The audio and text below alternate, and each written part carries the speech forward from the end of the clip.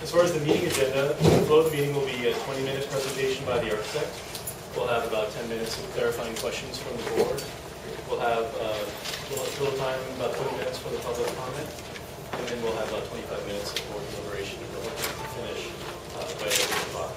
We have a short meeting. After the meeting, Bruce will write up the priority guideline report. The applicant will develop a design and submit for a full master use permit review. That includes state environmental issues and zoning. And then the board and the public will be updated for the future public meetings on the same project. At this point, I'll turn it over to Bruce, who has additional information. I want to thank you all for joining us tonight. On behalf of the city and the Department of Planning and Development, welcome and thank you.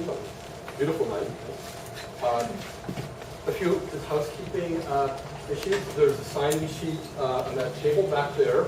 By signing that, you'll receive the meeting report, you'll receive follow-up notices, and eventually the master use permit decisions that we'll write. Next to the signing sheet is an agenda. That repeats what Meyer just told you about the flow of the meeting. On the back of the agenda are the guidelines the board uses as a framework to comment and make recommendations for the project.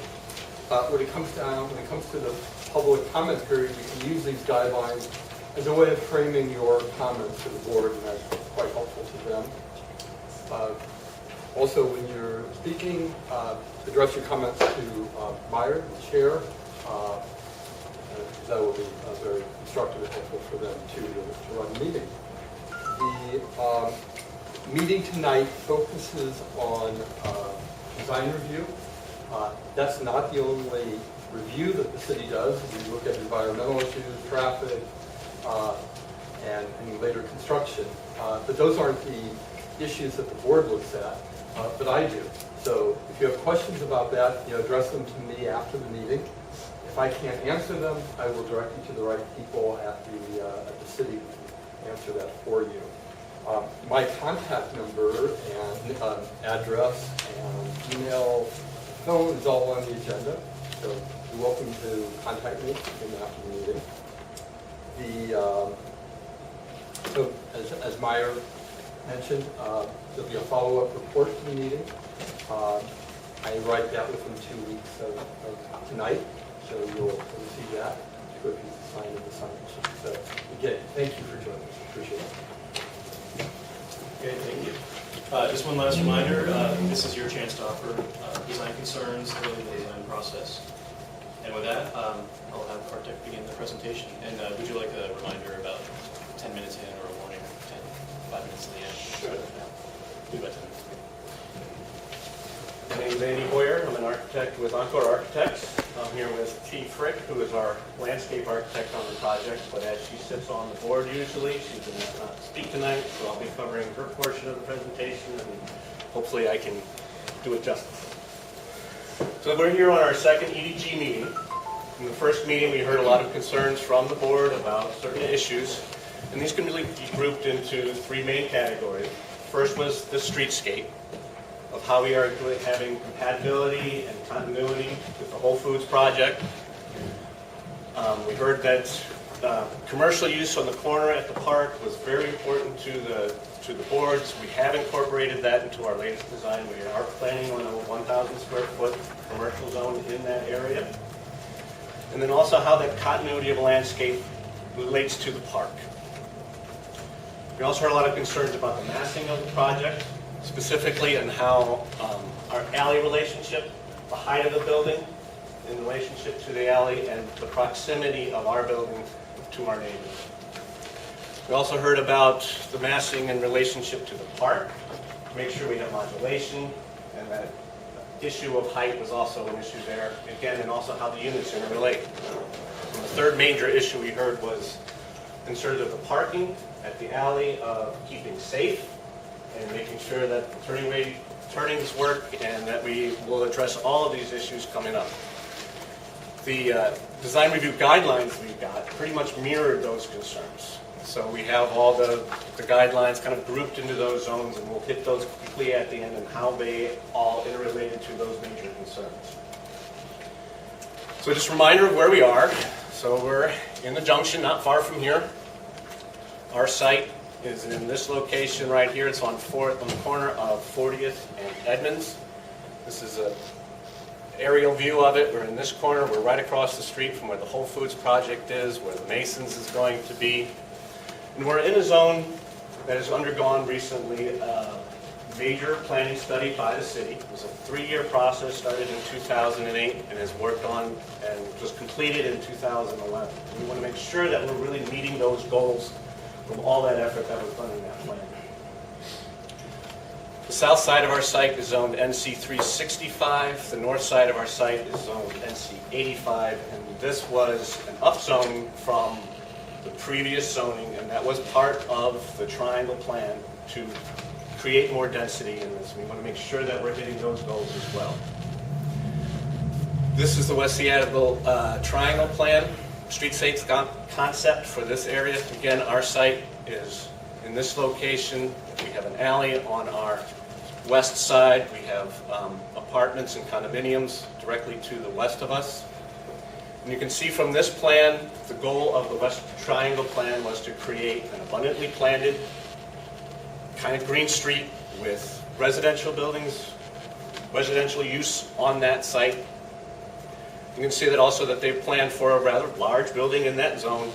But luckily in this zone, Parks has acquired most of that property and are negotiating to buy the rest of that property to create a park in that zone. So some of the West Seattle Triangle goals are to support the success of small businesses. And we're doing that by creating that commercial zone and also creating live-work units in there. And live-work units are kind of a new concept where you have the ability to work from your home. And we are incorporating those into our project. We make sure that the building design meets the needs of the occupants while creating a vibrant community life. And by creating life on the street, we are going to accomplish that. We're going to create places for people, new community places, and that's really done with the street front and how we incorporate our entrances to that street front. We want to link to other neighborhood areas. The best way that we're doing that is really with this landscape and how we're continuing the meeting with the Whole Foods project. We also want to accommodate the parking. We are providing about approximately 115 parking stalls in this project. And I'm going to want to click, so I'll do it this way. So this is the, from the triangle plan, the streetscape section of what is planned for this zone. And from that zone, they are planning to keep the curb lines in the existing place. They're not planning on moving the curb lines. It says that in the plan. And you can see what they plan to do is at the ground level to set back on that ground floor and then come back out to the street. And to be able to provide stoops and residential entries along the street. So this is, as part of the plan, we want to make sure that we're following that. So some other things that were important in that plan, say ground-related residents, they have a separation between the front door and the street. They have locate windows and doors on the street to activate it, have eyes on the street, and also to locate parking behind the structure, which we're doing as well. So the last time you were here, we showed you 3 schemes. And the main difference between these 3 schemes is height. We have an envelope that we're trying to meet. It's an FAR that is part of the triangle plan to meet this density goal. And we have ways to do this. So one way to do it was to be tall and skinny, or we can squish it down a little bit and get a little flatter, or to keep that height down and be fatter still. So we think that this project, our preferred scheme, meets those goals best. And it's not just us saying it. We went through what the Seattle Triangle guidelines said and saw how that relates to this project. So just to go quickly, where feasible, locate the parking behind it and use the alley. We're doing that. Reduce the width and horizontal scale of north-south developments, and especially in the Fauntleroy, Alaska area, break down the horizontal scale. We're doing that really by dividing that in 3 masses and placing that courtyard in the middle.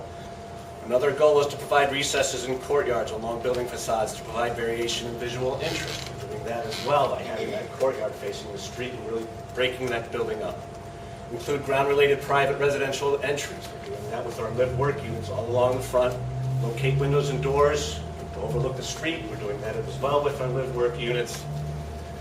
Place the massive new structures in a way that tapers down at the edges to respect adjacent neighbors and less intensive zoning. We're also doing that, so we're keeping the lower height on the south side, staying the lower height limit on the south, and stepping up on the north side to a higher zone to make that transition. Also asked for a lattice of green spaces with a series of street parks that enhances the open space, and we'll show you in our landscaping plans how we're going to accomplish that and really connect to the Whole Foods project. So in an overall scale, as we go from north to south, even in this area, there is a transition between the larger commercial on the north and the smaller scale residential to the south. Across the street, we have low-rise zone, and then that trails down into single family beyond that. So we want to make sure that we are meeting that transition. Part of the goal in the triangle plan was to make sure that the zoning reflects that and also that the design of the buildings reflects this stepping down. So in the Whole Foods project, what they basically have is a street plaza that's along here, and it's activated at the corners with the Whole Foods entry and the entry plaza. And then we'll have a similar green space, but actually will be larger green space than they have. We'll have larger gathering spaces. And that's activated by our numerous entries into the residences.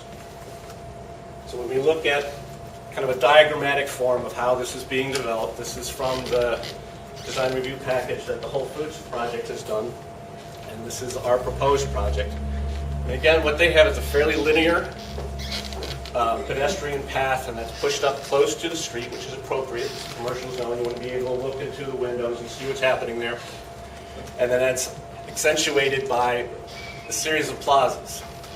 So we're going to kind of mimic that and expand on that. To have the strong green front on the street side, and then have a series of gathering spaces in front that change in character from north to south. So at the north side, we're relating to the commercial and to the lobby. And then in the center zone, we have a larger gathering space, and then it tapers down to a smaller residential scale as we go further south. The biggest component and the biggest change from this is putting that commercial on the north corner. So we are planning on a 1,000 square foot location there, really highlighting that corner, pushing it out to our property edge to highlight that corner. And we have two schemes that we're showing here. One is a code compliance scheme, and one in which we'll be asking for the design departure. This one proposes that we have commercial for the majority of it, these being live-work units, and then having the lobby in the center. This one is a code compliance scheme, which we could have just all residential on the south side. We're not required any residential use at the street zone. And then providing live-work units and having that fill up to the commercial space. And we're only allowed a 24-foot zone of non-residential use in our project. So we have two ways of looking at this lobby.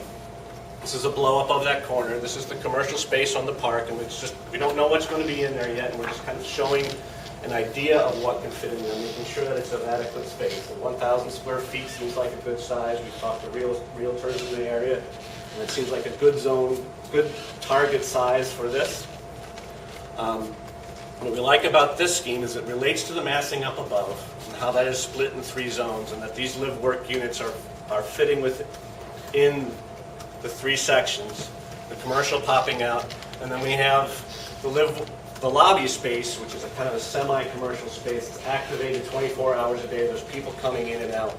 Having that on the street front, it has a lot of transparency so you can see into it. And that also provides a transition between what could be a busier commercial zone down in here and then the semi-private patios of the live-work units as they relate to their gathering space out front. The other option is the code compliance scheme, putting the commercial in the corner again, where it belongs, but that reduces the amount of space that we have in the lobby. It reduces it down to 24 feet, which is really just basically a wide hallway. And that we can fill that space in with live-work units to meet the code, but we lose that ability to have a transition zone in between. and I think it works better with the landscaping, which you'll see in the van. So from the Whole Foods side of what they're planning to do, they have the pedestrian zone right up against the grocery, which makes sense. You're looking into the windows, seeing what's happening there. And then they have a 12-foot planter strip on the outside.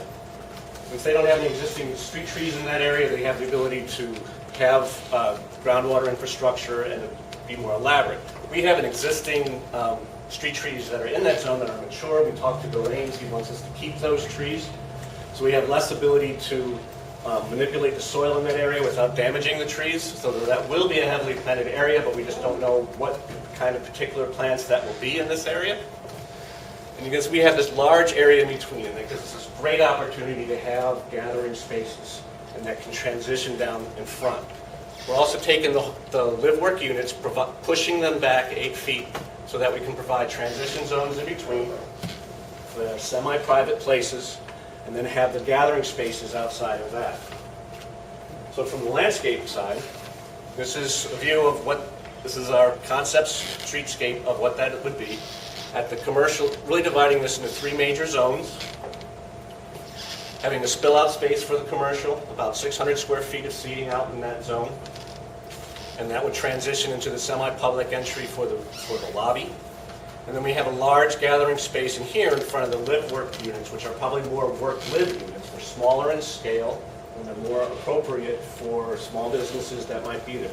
We're not envisioning retail happening in this zone, but it's more accountants, lawyers, anybody who would have an ability to work out of their own home and save their commute time and save on rent. As we transition to the south, it becomes more live-work. They can still be used as live-work units, and we also see this transitioning over time.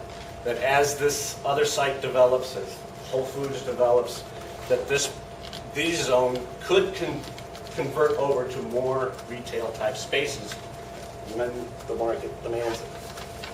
So on that north side of our site, again, the commercial zone here with its spill-out space and how that relates to the park. And we're starting to create that connection to the park and to the mid-block connection that's going in with Whole Foods. And that transition into smaller, more intimate spaces as we get to the residential lobby. And just some examples, pictures of how that cafe tables might look. It's buffered from the street to create a sense of privacy, but still be open to view. And with interesting planning, and we can do more interesting seawalls in there. And then in the center space, what we really want is a place where people can gather. One of the issues with live-work units is you live at home, you work at home, you don't get out of your home. All you do is you roll up, you go into bed, and you go to work, and then go back. We want to make sure that there are places where they can gather, meet each other, see their neighbors, and have places where they can spill out into that zone. So and we have that as a flexible space that can be used for a variety of uses and that can change over time. We want to have vertical elements in here that are sometimes hard to see, but something in there that's either an art form or lighting or some other thing of visual interest, a vertical thing that will really draw people to that point, both from the south and from the north, as we're walking along. And as we get to the southern side, as we're transitioning more towards the residential, is breaking that scale down even further, creating more passive spaces in here that are more intimate, providing an alley of trees that would be open, columnar trees that you can see through, but will create that veil of privacy between one and the other. So you know you have about 5 minutes. Oh my goodness, I got to talk really fast. And we're also looking at transitioning of the dollars between changing the lighting. So I'm going to talk really fast. So looking at the corner and how the commercial space can turn the corner, doing a similar treatment along the park side and pulling those units back. So to create private outdoor space for those units, really highlighting what happens at that corner and how that can relate to the lighting in the park. We've been having that with the Parks Department, and their largest concern at having units on the park was privacy. Privacy both of the residents in the units and the privacy of the people in the park. So we had proposed at this point to do 42 to 48 inch high divider walls. And And Parks has requested that we come back with even higher walls to approximately 6 feet high and do them in a kind of a mesh or a semi-transparent screen with greenery on it that will filter that without feeling like you're blocking that space in, but maintaining the privacy both of the park users and the residents. So we feel like we're meeting the site characteristics by having our ground-related entries, ground level setbacks for transition zones, breaking down the massing into 3 zones, and really carrying that around the corner. And one of the things we want to make sure that we're doing is being compatible on height, open scale. The best thing we can do is really maintain a lower height wherever we can. Because this has been upzoned and the neighboring zones are NC 40 on this corner, this is NC 85 now, I believe, is really using the massing to relate in scale to our neighbors, and then keeping our height well below the height limit. So we're about 6 feet below the height limit on the south side. We're at least 10, 15 feet below the height limit on the north. So, but we also have to be sure that we're relating to our future neighbors, making sure we're relating to Whole Foods. So while we're maintaining a similar height to our neighbors to the north, and because of the topography and the big changes that are there, this 4-story building appears to be a 5-story building at this side. We're a 5-story building at this side, and we transition down to a 7-story building, plus or minus, depending on how you read the code. And then Whole Foods on the other side will be even taller. So we want to make sure that we're keeping that balance of transition. We also want to transition as we're going from north to south. This is the alley elevation. And part of the goals in the triangle plan was to keep this transition and stepping down as we're going to the smaller scales. So we're taller on the north side and shorter on the south side. And we're going to use that same kind of modulation that we're using on the street side to break that into 3 facades to really relate in scale to the neighbors behind us. So we were asked to look at issues of how to set back from the south side. It was written in the meeting minutes to see how we could do that. And so we did take a very careful study of it. This is what we are proposing. It's a preferred option. It meets the density goals. It has the lowest height, creates that transition north to south, and it maximizes the residential space in here. We can still stay in type 5 construction. And the biggest con about that is our relationship to the neighbors to the alley. So we looked at one option of taking the center portion, which was mentioned in the last meeting, and just pushing it to the east and create some breathing space in there. And when we do that, it really eliminates the usefulness of those 2 units. We can't put units in that zone. It creates this unusable space in the back. It creates a smaller amenity space for us. And to maintain that FAR, to maintain the density goals that were established by the West Seattle Triangle Plan after a 3-year study, one of the things we could do is take this and pop it up another story. And that way we would be one height all the way across, but it would affect how we're relating to our neighbors.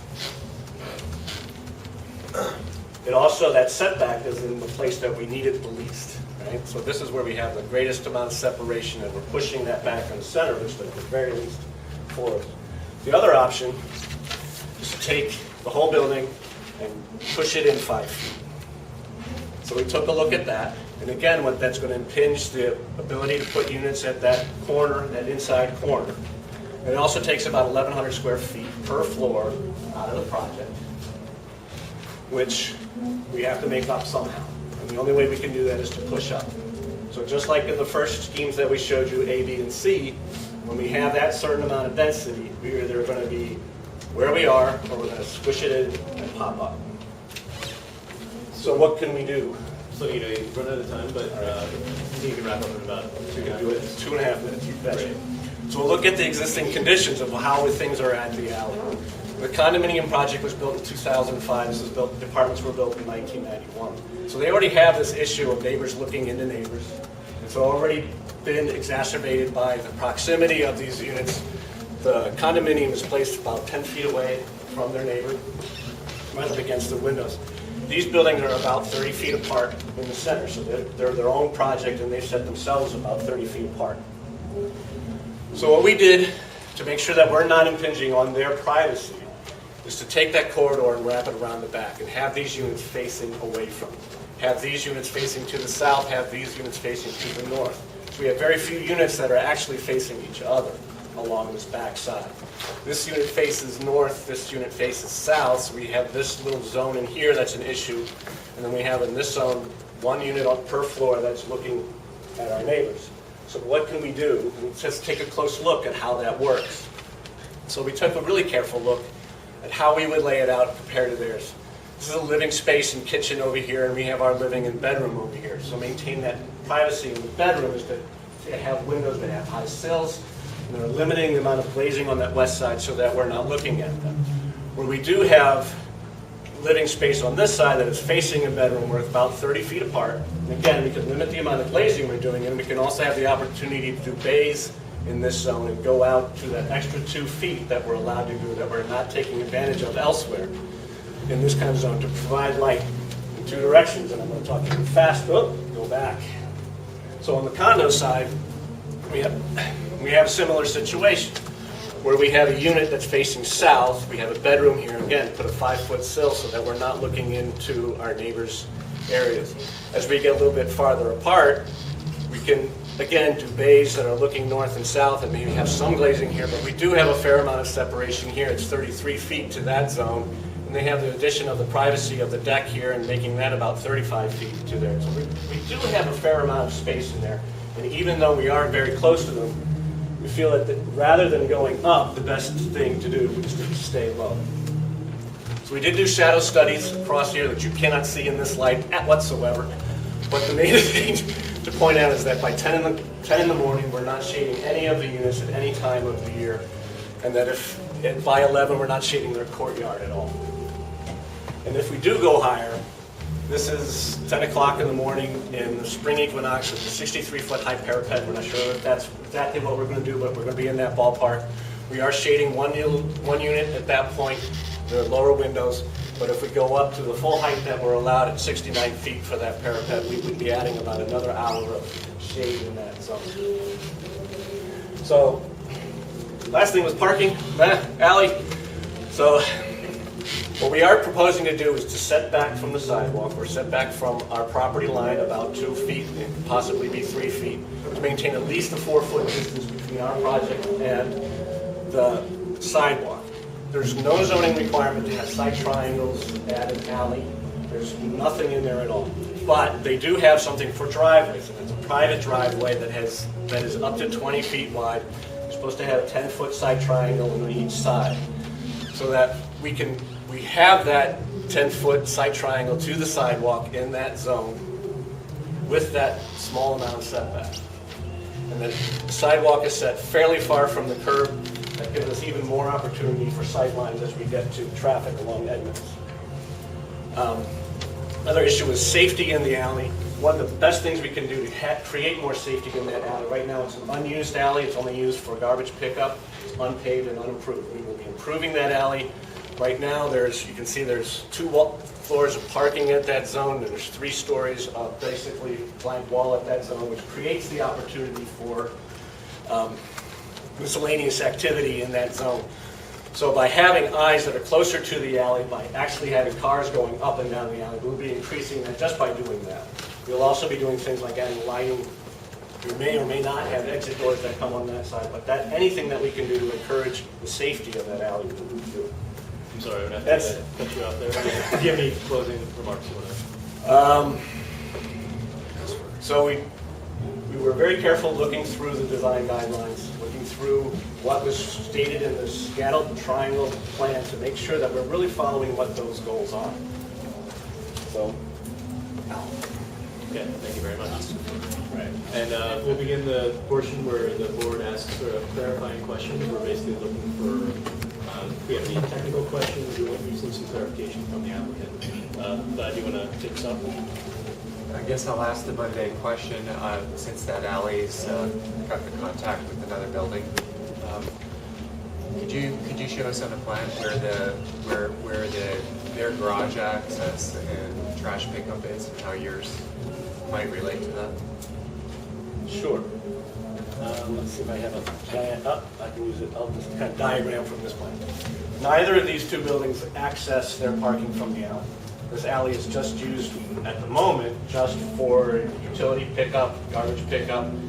This project has a garbage pickup roughly in this zone. I don't know where the garbage pickup for this project is. It's on Edmonds. It's off of Edmonds. Yeah, so that's taken off of Edmonds. This project has 3 garage entries, one here, one here, and one here. Entrance and exits. So they have 3. So they're at different levels, is that how that works? Yes, one's an innie and an outie, and one's an innie and an outie at that corner, at 2 different levels. So we would have one entry into our project at roughly this zone. I can show you that in elevation. There. So right in here. So we're taking it. So we're not. So at that point, there's 2 levels of parking across the street from us. Is that answer my question? Anything else for now? Okay. Larry? Okay, so in Bruce's notes from the last meeting, with respect to A5 and B1, I believe the guidance that we gave was, the board noted the proposal's lack of recognition for the residential structures across the alley. The architect should step the structure back from the alley or sculpt its west facade in deference to the neighboring structures. Am I correct in presuming that you guys chose bulk this way over height? That's correct. And did you do that to save money on construction costs? No. So we could do a 6-story all the way across and maintain type 5 construction. So our main concern was adding that additional floor against our neighbors. Other than that, I'll actually do you a favor here. Could you just show us briefly how you responded to the park here? Because I actually think you did a pretty decent job. Okay. I want to know what sort of, really this is not as much a question as anything else. This is an opportunity I think you guys have to help in forming the design of the park. And I want to know how you're going to do that in this building. What we're trying to do at this point is have that anchor that's right here in the corner, have the plaza in front of it that relates to the mid-block connection. When we designed this corner, we were thinking of that as a lantern, and it would be something that would pull people down from Alaska and also pull people in. So this gives that opportunity on this portion of that park really to create a more public, active zone. And by having this project set back at the ground plane and providing that buffer zone in between, it gives them the opportunity really to do whatever they think is necessary, whatever they think is appropriate. Okay. But it also provides safety for that park while maintaining that privacy. But we also want to make sure that what we're doing here is wrapping our frontage all the way around, so that we're not pushing a side onto the park. We're not putting the side of our building, we're not putting parking up against it, but we're putting something that's active there that will be overlooking the park. And do that. Thanks. Thanks, sir. Thank you. Well, can you explain just exactly how this commercial space is working and sort of how it's relating? I understand that there's an outdoor seating area. And what happens between that and the park? So we do have about 3 feet between us and the park. So right now it's proposed to be landscaping. So one of the things that, as we work with the Parks Department and as the park develops, that we do have the opportunity to get that and do have a spill out space. We want to make sure that we're not taking private advantage of the public park. We want to make sure that we have our private spill out zone for our people who would be using that commercial space. So you would distinguish between the two and you would separate them in a sense? We have to People work just with, walk off the park onto that space. You'd have to go out onto the sidewalk and come around. if it's appropriate with the Parks Department, we would be glad to provide that. At the moment, we can't do that because the park is undeveloped and we don't know what that is, or we don't know what the usage of that park will be. We're building it so we have the flexibility to provide that. Does that make sense? And then you go back to the driveway access in and out. Is that also your location for garbage and stuff? Where at the same? Yeah. Yes, spot? in the elevation, yes. So it's 20 feet away, 30 feet away. But it's right in that vicinity. And then you mentioned right at the beginning, something about clarifying the park ownership, that they're trying to buy more land, or if I was confused about Yes, so I can, what you're anticipating. so we actually have, we met with the parks a little while ago. I am from the Parks Department, if you want me to answer that question. You could answer that. Yeah. That's Chip. I'm Chip Nevins, I work for the Seattle Parks Department. We, as you know, we have acquired one parcel, about 11,000 square feet just to the north of their site, and we are in negotiations for the lot just to the north of there, which is about 500 square feet. So on this plan, the park right now owns these 4 parcels, Okay. negotiating for those 2 parcels. And the driveway, the alley would essentially remain where it is now. It's Right. able to enter off of 40th and turn around. Is there, I mean, assuming you guys would improve that as part of the park. The alley, Yeah. you know what, potentially, like we said, we have money to develop, to buy the park. Right now, we have no money to develop it. When we have development money, we have similar public processes, and we figure out what kind of money we have and what the public wants to do with it, and if it's appropriate, we would So improve it it. could remain gravel It could remain in gravel. for some time. Yeah, street improvements are expensive for park development projects. The only other question I have is, in terms of materials and stuff, do you have a development of what you're anticipating? We would do that in the next development You stage. you showed some images, and I'm just curious if that's kind of the desire for how it's going to look. You know, we're very early in the stage, right? We haven't gotten to material selection. This is still massing.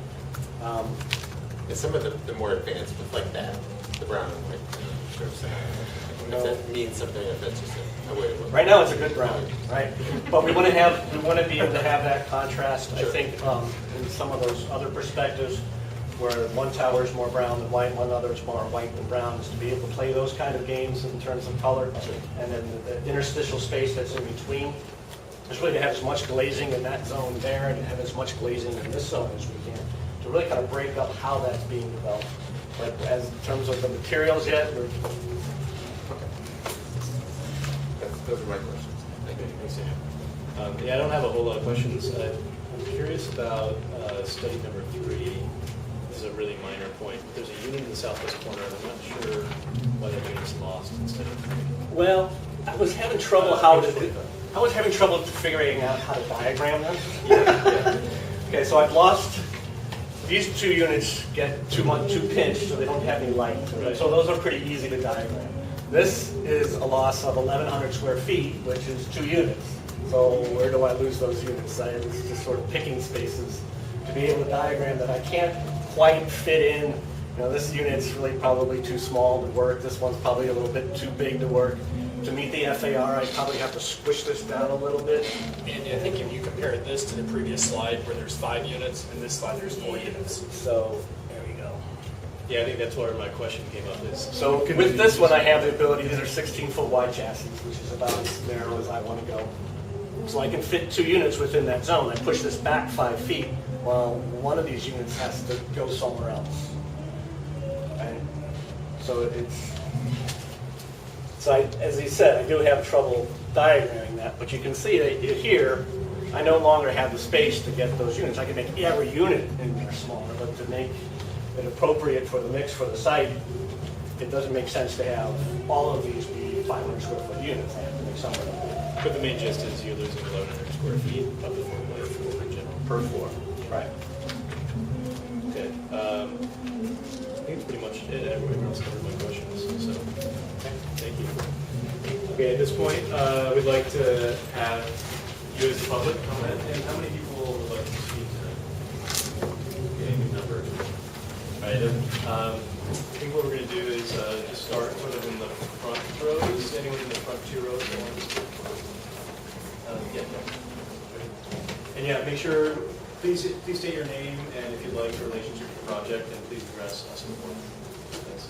Hi, I'm Deb Barker. I'm a former design review board member from several years ago, and I apologize that I wasn't at the previous meeting, but you guys made really good comments, and I think that the applicant has responded pretty well to your comments of that first EDG. I do have a couple things to say.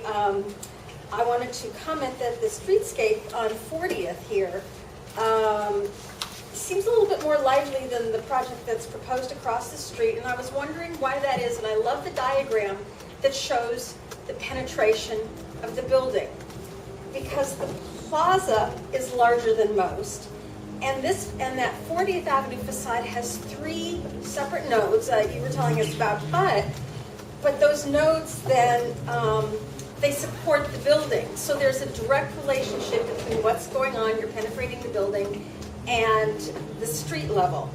To me, I like that.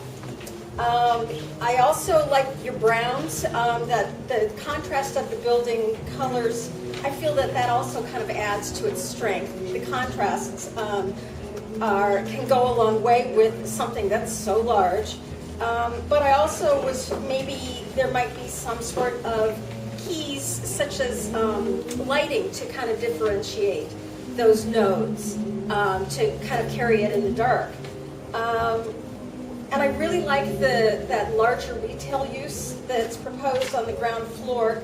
I love that it overlooks the park and has potential relationships there. I really would hope that, I think you said that the fences or the separation between some of the units and the park were going to be 6 foot tall, and I would just like to speak out for people who are not 6 feet tall. And I'd like to see, if I was going to be in a unit that overlooked the park, I'd like a 48 foot tall fence or a buffer so that I can actually help monitor SEPTAD principles and have my eyes on that park. So speaking for short people here. I would hope that, I kind of like having that really large lobby against 40th versus that skinny space. The Link lobby down on 38, I think is a real good example of how a broad, narrower, or shallower lobby really can help the sidewalk. So I hope you go with that kind of larger, wider lobby. And I wish that the project had a taller south portion so that it stepped down to the park, but I understand that the zoning is what it is. So if I were queen, I would switch it, but I'm not, so thank you. Great, thank you very much. Was there anyone else in the first 2 rows that didn't get to speak that wanted to? Okay, you sir, start on that side. My name is Abdi Farid. I'm a resident here. I also like the more units on the park side rather than lobby, and I'm glad to hear that there is 1,000 square feet retail at the corner, which could be something like a tea shop or something, maybe for people to gather. The architect didn't indicate much about lighting. Could we go to the landscaping plan, please?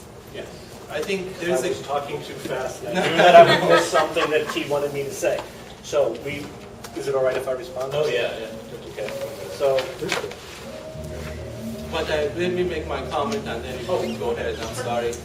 I think it's a very good opportunity to do something with lighting design and something that perhaps, especially in like these 3 different areas here, you have some vertical lighting. I think here you have, and as you mentioned, there is separate nodes here, and each one could have its own unique lighting. And maybe the park might take a cue from their design, and I really like the landscaping, the way it is going to be connected to the park, and also the architect mentioned about the corner, that northeast corner, the vertical lantern, and that by itself could be another plus. Also, I'm very disappointed that Ms. McNamara is not allowed to speak, and Bruce, I hope you send a message back saying why are we preventing talented architects, landscape architects to present. I mean, I understand for her not being on that side, but I think she's done a great job, and I hope she will continue to do that. Thank you. Thanks. And if we have a question about the lighting, we can bring it up for deliberation. We can say that till later. Someone else in the 3rd row? Any other comments? And let's start on that side. Hi, I'm Jamie Kennedy, and I am an owner, a condo owner at 41st Avenue Condominiums, 301. So I just have 3 bullet points that I'd like to discuss.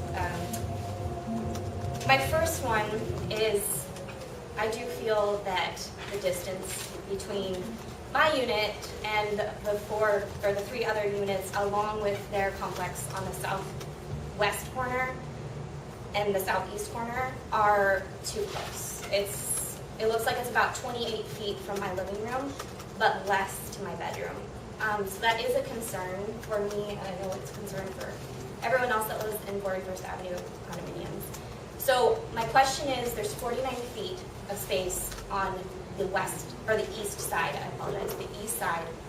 And I know that some of that belongs to the city, and I'm wondering where there is room, if there is any room, to push the entire property line, or something along those lines to just give us a little bit more space in the alleyway, to not create as much darkness back there, and to give us a little bit more open space that I know the city cares so much about with their residents and the pedestrians.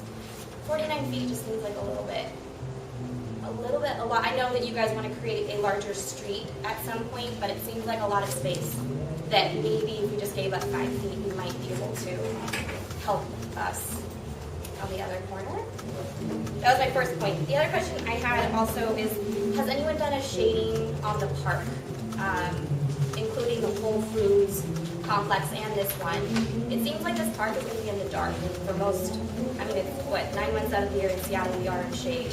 So, curious about if they've really done shading and what happens in darkness in parks. I feel like maybe we should be making sure that the park is lit very well.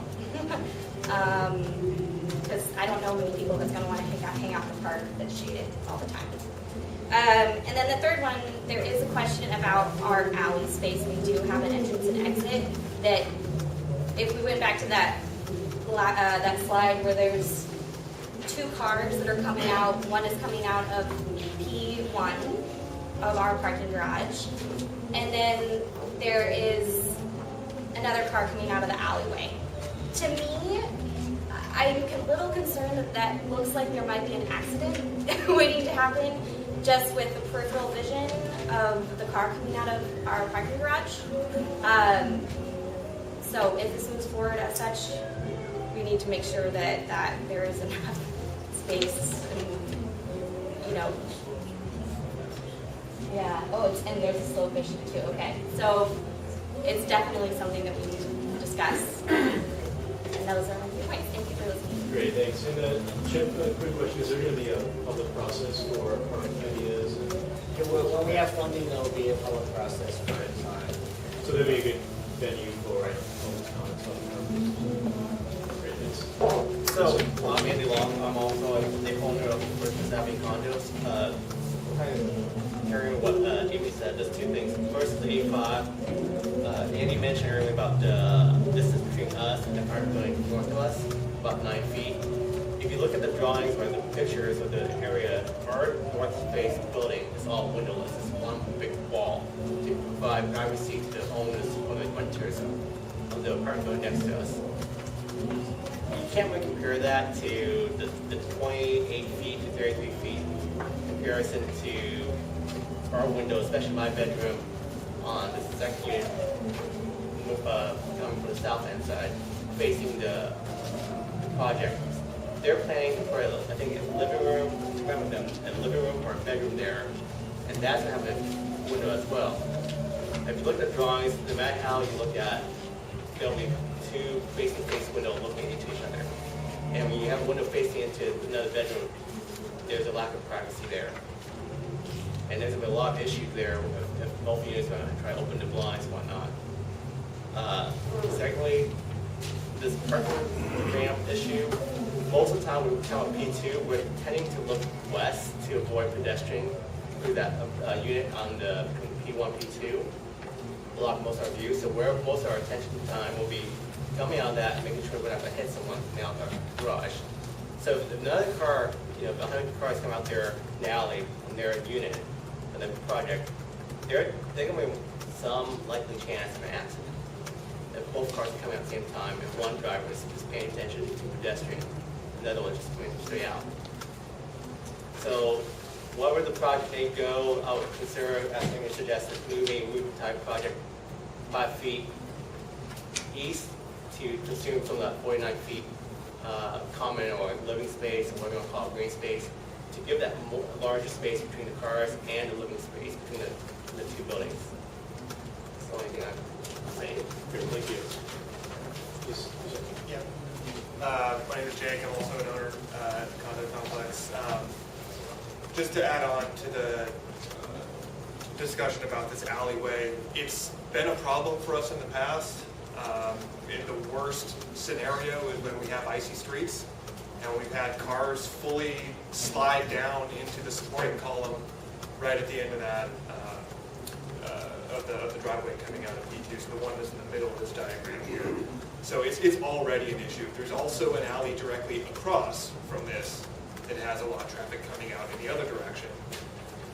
The alley itself is quite narrow, and it's already been a problem, and with the 150 units that's going to be in there, with that being the exclusive approach to the garage, it seems like an awful lot of traffic there. In addition to that, especially when the Whole Foods complex gets up and running and all the associated retail and everything down there, pretty much everyone who's going to be walking there or riding their bike there south of the junction is going to use Edmonds. They're not going to go to Alaska. And there's already a lot of pedestrian traffic on this hill along the Edmonds side. And it's just going to be the main pedestrian thoroughfare for everyone south of the junction, basically. And so you add all of that walking traffic there as well.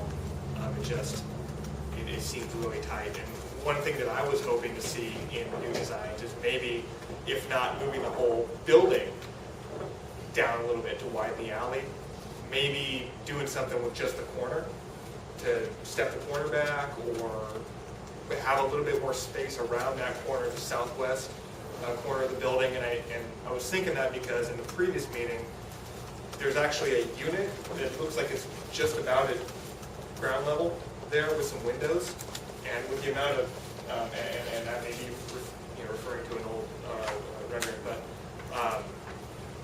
everyone that walks by is going to be peeping into that unit as well if there's glazing down at that level. So it's just, that was my concern. Everything else has been going forward. Okay, thank you. Is anyone else in this row wants to?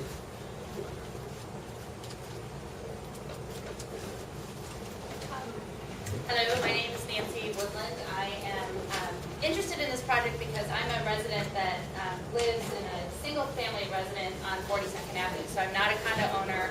I'm also involved in Chamber of Commerce with Junction. So we're concerned about what added units will do for the increased business activity in the Junction area. So more people means more business, and that's a fantastic thing for the Junction area. I'm particularly excited that they added a business unit down at the lower level. I love that it's on the park. I hear often from moms my age that having some place, like a coffee shop or someplace where there's a park nearby would be great. Beverage Place Pub is almost that, but it's probably better. So I'm really excited with that addition. But I also am speaking a little bit as I listen tonight to the condo owners, because I also live in a house that is about to have my entire view taken away at 65 feet in my backyard. Deb Barker was on the Design Review Board meeting when we were doing that 5 or 6 years ago.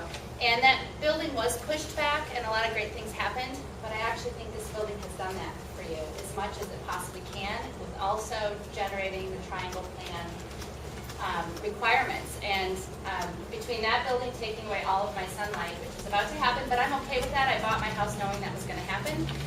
But on the right and the left of me, with both of the single-family homes, I look in bedrooms and living rooms 20 feet away. And so I think that's just part of living in the city, and I think that the building has done a great job of trying to set back with also keeping the bottom line in mind. But I also am thrilled that it's not going super, super high. I just have a height thing, and this has cut off some of the height, and I'm glad about that. I think they haven't considered how to move the park, and I'm glad they didn't move the park, because the thing across the street needs the park to be where the park is. So I think there's just a lot of things that have been moved around. And I say welcome to the neighborhood. I think it's actually going to be a good thing. Great, thank you very much. Is anyone in the next row? Hi, my name's Mars Zavos. I'm also a condo owner. And I want to go back just to the height of the building. And I know we talked about 6 stories, 7 stories in that area. And I think it's very important just to keep it as low as possible and not have to add an extra floor. I noticed on some of the studies that there was a talk about if an additional story was to be added, the floor-to-floor heights would have to be lowered. And I was wondering if we could at least even contemplate doing that as part of the regular design and try to keep it at the minimum floors and the lower. I don't know what the floor-to-floor height differences were, but if we could at least keep those down and try to keep the building as low as possible, that would be appreciated. Thank you. Thank you. Yes, sir. I'm Pat Welton. We own the building just directly west of yours. I just have a clarification question. The setback from the alley, is it angled? Was it angled? Did you get that right? Did you get it? Is it set back like 25, 30 feet? Angle as you go north or south to north? I think so. Or is it just straight? Yeah, so your question from the alley. From the alley, does the building itself angle at a setback from the alley? There's different features are all the same. I don't think it does. So from our project, it'd be the same all the way south to north. There's no difference. Yeah, that's right. Yeah, the only angle I know of on the project is on the east property line. As part of the geometry of the property. Yeah, I'm Chip Dennis with Seattle Parks Department. We're supportive of this design. We've worked with the architect and the developer, and they've addressed a couple of our issues. The main issue we had was the relationship with the first floor residential units on the park. Their initial design had 42 to 48 inch high walls, which it sounds great, but what we have found is nobody likes to stare someone in the eye from either inside or outside. And I think they've come up with a great compromise where they have a green wall, which is big mesh, but you can see through it, but you don't get a sense of privacy. And I think that's what we're looking for, is still get some light and some eyes on the park, but you have a separation, you have privacy on both sides. There are very few instances in our park system where we have residential units right on the park. And one that I can think of, Ballard Commons, every single one of those units has their shades drawn all the time, because they do not want people looking into their units. So I'm happy that they've addressed that issue. We're also very excited about the commercial thing, the commercial on the corner. I think as we develop the park, you can work with them and hopefully incorporate it into the design of the park. It also happens to be where the mid-cross blocking for the next project comes right across, so that's really kind of a hub. And I like the way that they've activated for you, so we're supportive of it. Great, thank you very much. Anyone else in the last row to speak? Is there anyone who did not get to speak that wanted to make public comment? Okay, all right, we'll close that section of the meeting, and we'll begin our deliberation. Please, if you like to have a conversation, please take it out into the hallway so that everyone can hear and deliberate. But try to keep our voices up so everyone can hear. All right, so I close the music outside. Oh, the music outside, yeah. Sure.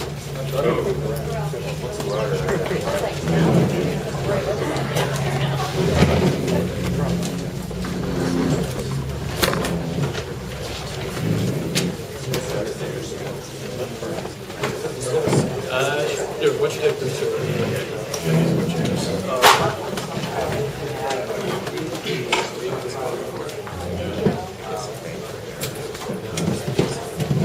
Yeah, I think it's larger than Oh, yeah. So let me just touch on what I think the issues are and tell me if I'm missing anything. I'm on for issues. So I'm going to take it back to the high priority guidelines that Bruce identified in the summary, and that's the A2 streetscape compatibility. So we're looking at a departure tied to where the commercial resides on the 40th side, and the overall commercial use in the streetscape, and then also looking at the sort of pattern rain that we're seeing as far as that permeability and works and the relationship with the residential lobby. That's all one issue. A5, respect for adjacent sites. the response to the neighbors to the west, looking at the alley treatment, looking at, bulk and scale issues that kind of ties into B1 as well. A10 corner lot, we're calling the northeast corner our corner for this project, the sort of hot area where they've added a retail use adjacent to the park, feeling like they've responded to all of the guidance we gave them in the last meeting. And then lastly, this issue of the alley and where the alley meets Edmonds, and we're showing the site triangle. We're also dealing with if there's any building response to any concerns about safety and actual traffic movement there. But also considering the departures, one has to do with street level uses. Actually, I already mentioned that with commercial. Development standards for residential. So we do have a residential use along the street facade in Edmonds. And I think that could also relate somewhat to that alley treatment as well. And that was mentioned in one of the public comments. That's what I have on my list. I'm sorry, which one? Oh, this is, The one they have. there's a unit has, I think it's not within the alley. 4 feet of, Yeah. The one you were asking the question about, basically that. But it's not departable. it is departable, but we have to decide if we're inclined to grant departure. I think in the last meeting we wanted to see more development on that to make sure that they were meeting the intent of the guidelines. You don't have to make a decision on this. We can just kind of, show support. Yeah, exactly.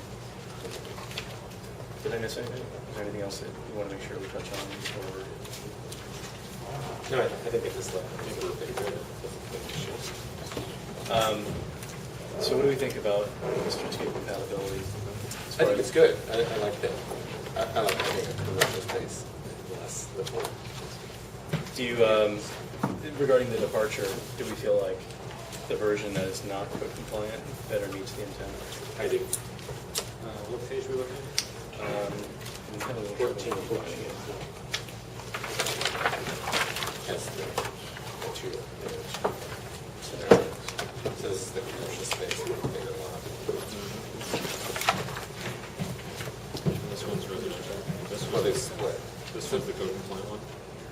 The second one is, yeah. The second one is code compliant. The first one does a better quality job of, I think, giving more access to the street. Yeah, I think the lobby relationship with 40th is working better on the first one as well. I agree. I mean, I would like if we could get one more on this side, just to get more commercial space. I think they're doing good. But it seems logical, the 3 parts that they're talking about, and using that to guide the landscape and the streetscape there. And those all 3 parts. So it sounds like we're all on board with that departure and that guideline, streetscape compatibility. Yeah, to me, so option 1 is the dimension from there.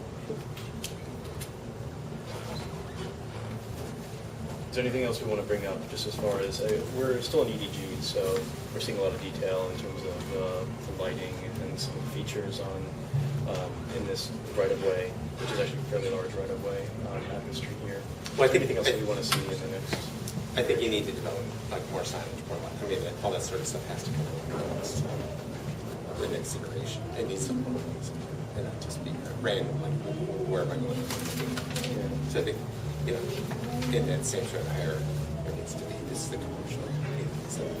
Yeah, that was a really good public comment that the lighting can also reinforce that sort of 3-part scheme along the 40th there. Is there anything specific you want to add to that? I think we need to see it because we don't have it. Right. And we usually don't see that. Like there were 4 parts. That's not it. In another plan. In the landscape. Let's see what we're doing. We're going to move on to the next issue.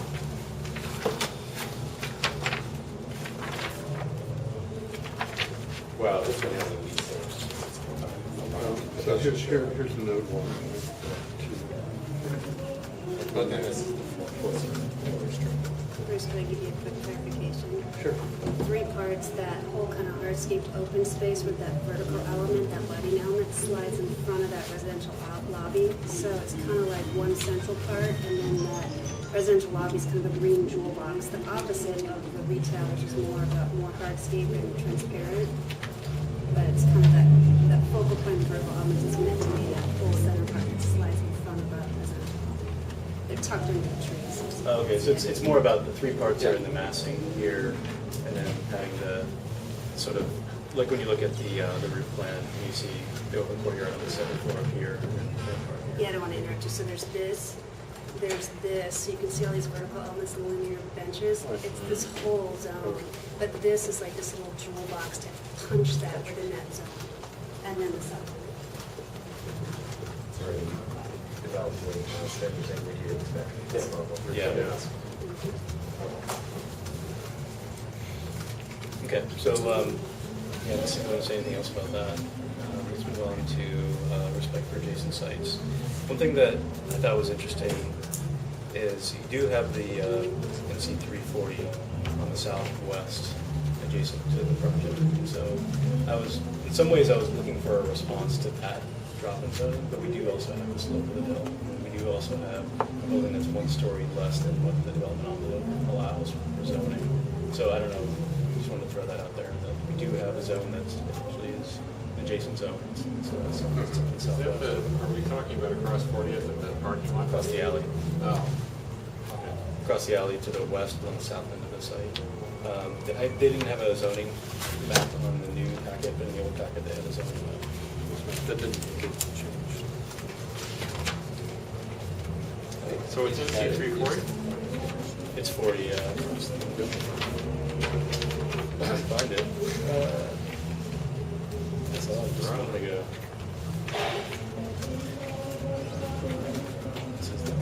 You know, the letter that you have in the packet. There we go. So, and it's hard to tell on the zoning map if that's just that one parcel or if NC 40 goes for the whole length. Do you know, Bruce? I think it was a small portion. Just that one parcel.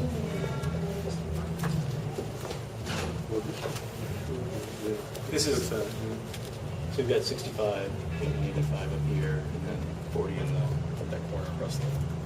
So, I don't know, that was just one thing I noticed in the architect's presentation. He talked about transition to less intensive zoning, responding to the neighbors to the west. I just noticed there was a drop in zoning even as you go north to south on the west side of the alley.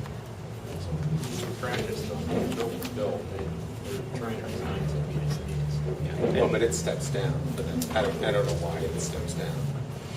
So there must be, seems like a reason to do that. Well, I just don't know what the other response would be without, like they said, raising the height of the building in other places in order to displace a portion of the top floor if we were talking about transition. One thing I noticed in the packet as well was they talk about a transition from east to west as you look along Edmund Street, but it's a really subtle one. It's maybe like 2 feet or a foot and a half. And so I was wondering if there's any opportunity to reinforce that a little bit stronger. I'll show you, there's an elevation.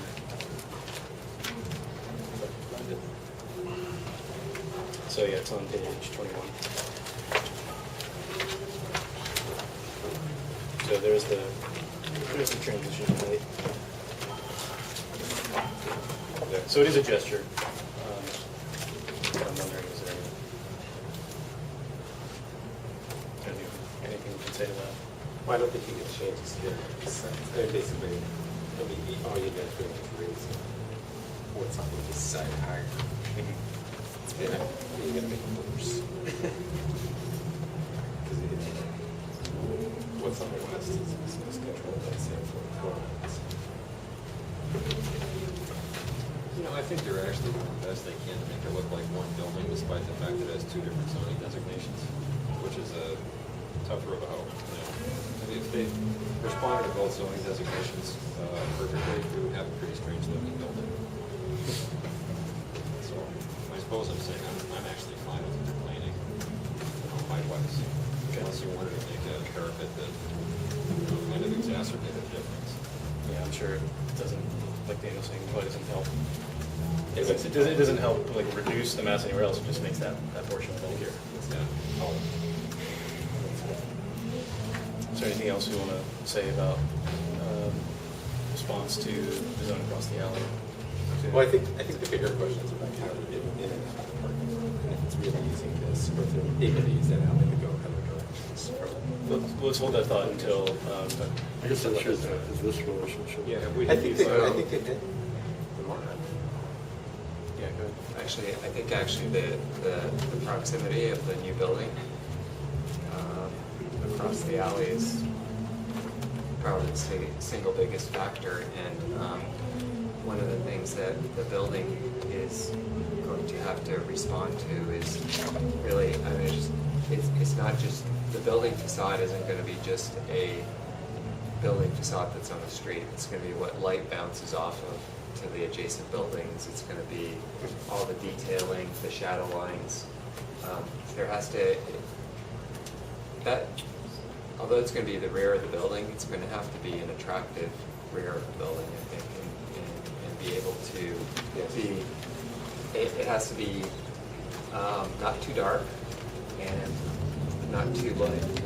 So there's too much bounce. And so there's kind of this really subtle design factor that in terms of designing a building in an urban environment that allows people to look out their window that once had a view, and they still have something that's appealing for them to live in the urban environment. So I think that's something that's going to have to be developed.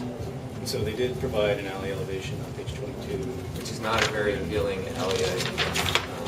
It's not a very appealing alley elevation, I have to say. And so, what direction can we give them? Well, for one thing, parts of it are way too dark and parts of it are way too light. I'll just say that much, just as my one sentence start on that. But I think that as the project gets developed, it's going to have to come up with some far more interesting detailing on that side. You're right. It's very visible.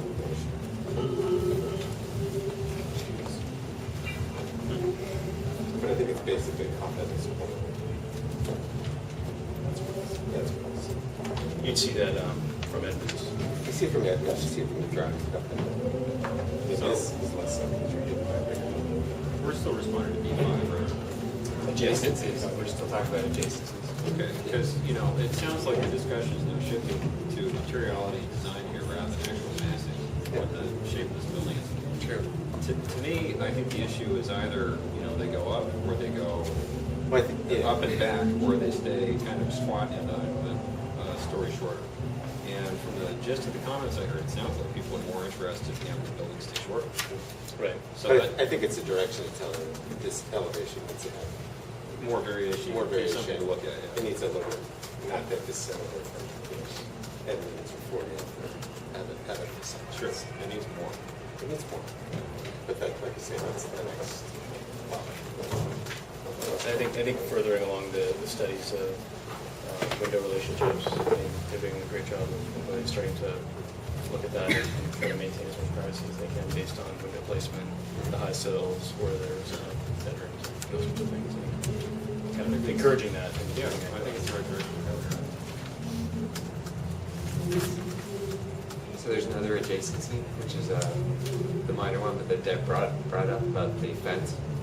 Yeah, in the park. And since I'm at the opposite height of the other but actually, it comes up with what's an ideal fence that provides privacy and what doesn't. Typically, you could say that a fence that works in terms of that mid-range that Deb has described as where when you're sitting, you're not visible, but when you're standing, and actually Deb and I sitting probably are very close to the same height when you're standing.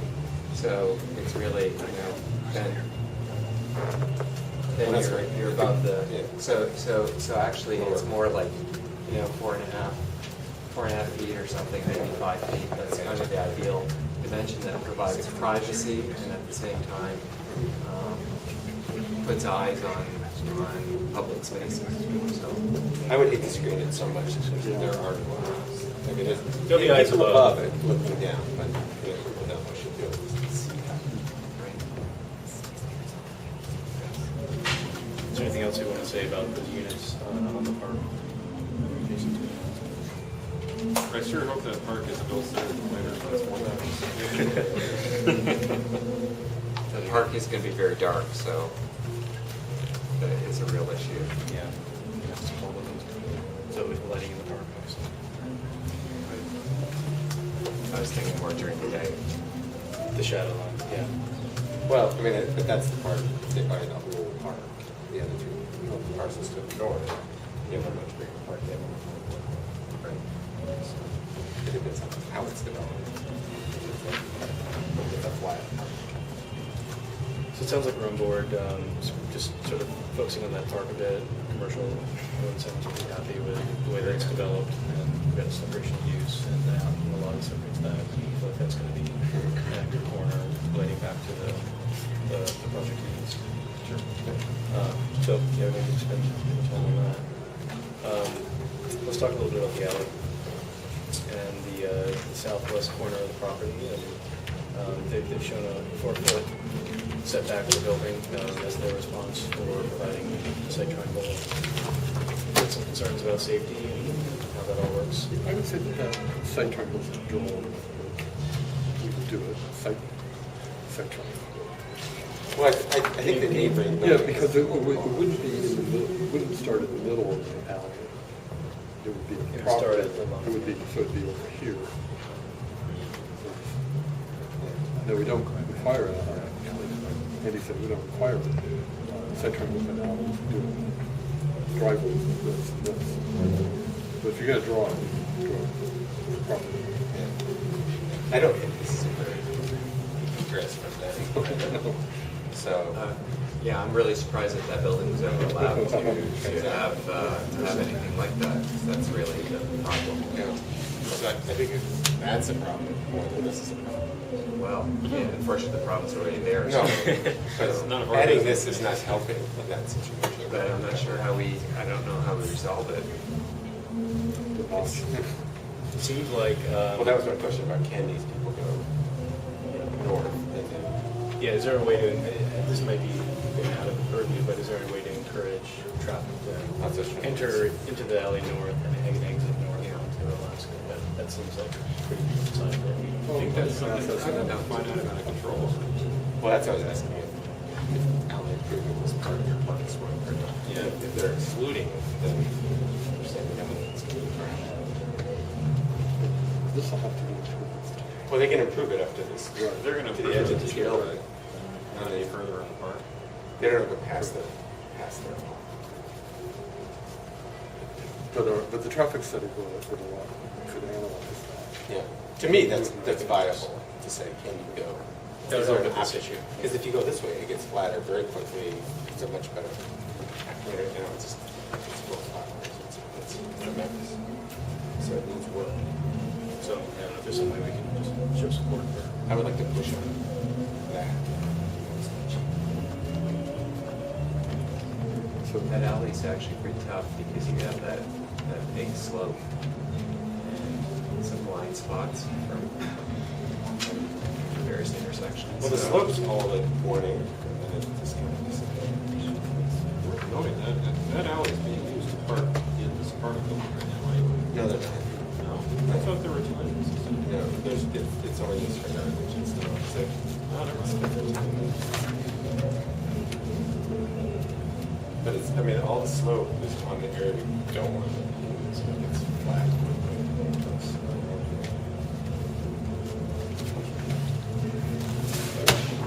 That's one thing about it. So to me, it makes more sense if we push the majority of these cars all the way from this point to the north. Yes. Because the cars that come across here are coming down. They're invisible until they crest. Until they crest, and that's actually a pretty short dimension to make some decisions. It's a steep hill. There's a lot of trees. I've been on them on slick days. Things happen. Okay. I think that's a viable. Okay. So there's still two departures we haven't talked about. One has to do with, it's a pretty minor one. I think we covered it in the first EDG, but it has to do with parking location and access. So it's a departure portrait number 3. And that just has to do with the blank wall along Edmonds. And there's not much else we would say, I think, at the EVD level, but just, obviously, we want to treat that blank wall so it's not, we're hearing about increased pedestrian activity along Edmonds. That part that's right along the street, it's pretty tough to program. But it's a really small, it's just like that here. Yeah, you almost don't notice it. I don't. And then we also have, in a similar area, street level use, residential. Residential use, I think it had to do with the 4-foot rule, 4 foot above or below. The sidewalk level, but here we're on a steep slope and the residential unit doesn't access the sidewalk. So we're all inclined to approve that departure.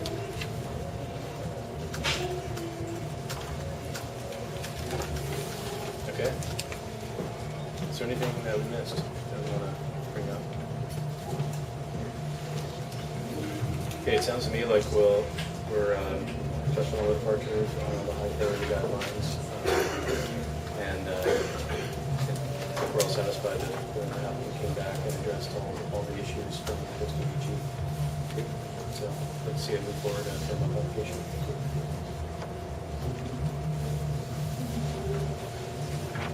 Thanks. Okay, thank you.